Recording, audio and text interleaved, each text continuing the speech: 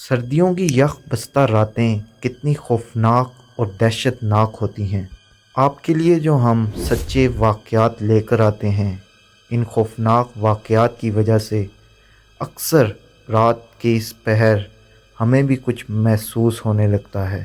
آپ کے لیے یہ ایک چھوٹی سی ویڈیو ہوگی، اس پہ ہماری ریسرچ، اس پہ ہمارا پورا دھیان لگتا ہے۔ میں جو واقعہ آپ سے گوش کرنے جا رہا ہوں، یہ حقیقت پر مبنی ہے، جو گزشتہ ہفتے میرے ہی گھر میں میرے ساتھ پیش آیا۔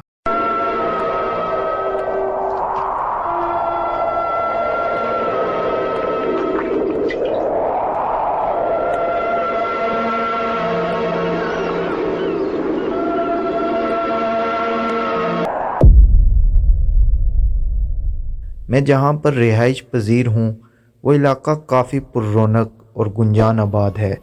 یہ ہمارا آبائی گھر ہے، جہاں اب میں اکیلا رہتا ہوں، کیونکہ اماں ابا کی وفات اور بہن بھائیوں کی شادیوں کے بعد سب ہی علیحدگی کر چکے ہیں۔ میں ابھی شادی شدہ نہیں، اور دوسرا اماں ابا سے بے انتہا محبت کی نسبت رکھتے ہوئے ان کی یادوں کو گلے لگائے اسی گھر میں اکیلا رہائش پذیر ہوں۔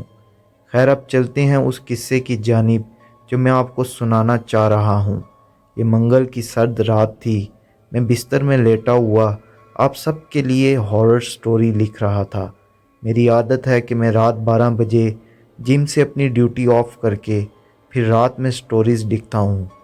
اس دن بھی میں سٹوری بنانے کے عمل میں مصروف تھا تو مجھے کمرے کے باہر کھڑکی کی جانب کوئی حرکت محسوس ہوئی، جسے میں نے پہلے پہل تو نظر انداز کیا، لیکن کچھ دیر بعد ہی میرے اندر کی بے چینی نے اکسانا شروع کر دیا، اور چھٹی حس میں لہر یہ اٹھی کہ میں باہر کی جانب دیکھوں۔ تب میں نے موبائل کو ایک طرف رکھ کر باہر کھڑکی کی جانب صحن میں گھورنا شروع کیا۔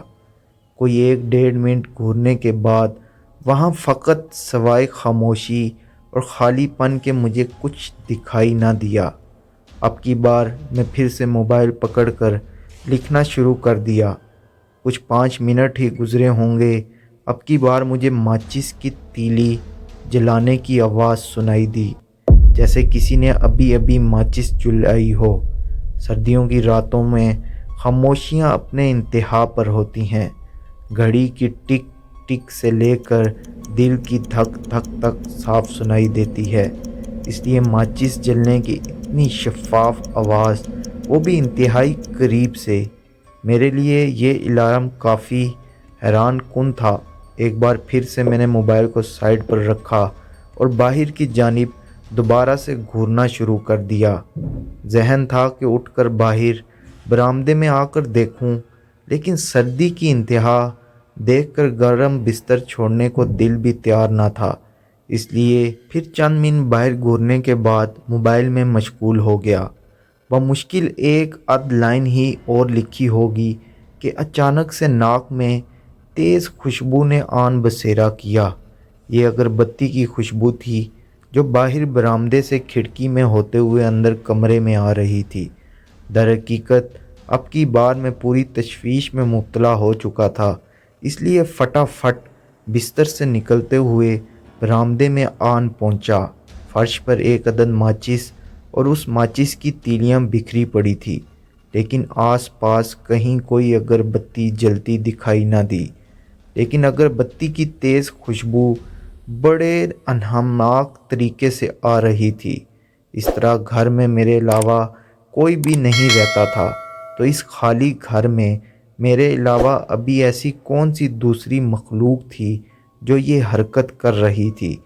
خیر، میرے لیے یہ تشویش کی بات تھی، لیکن خوف کی ہرگز نہیں، کیونکہ میں اب خوف کی سرحدوں سے کافی آگے نکل آیا ہوں۔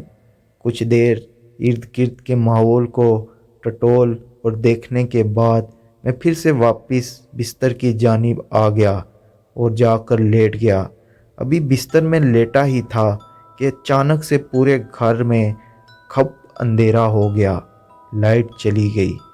میرا کمرہ اور پورا گھر گہری تاریکی میں چلا گیا۔ ہاتھ کو ہاتھ دکھائی نہیں دے رہا تھا۔ میں نے لیٹے ہوئے جلدی سے بستر میں موبائل کو ڈھونڈنے کے لیے ٹٹولنا شروع کر دیا، لیکن موبائل نہیں مل رہا تھا۔ اسی اثناء پازیب کی چھنک، پازیب سمجھتے ہیں پائل کی آواز، آہستہ آہستہ چلتے ہوئے قدم میرے پاس آتے ہوئے سنائی دے رہے تھے، جیسے کوئی میرے قریب میرے بستر کے پاس آن کھڑا ہو۔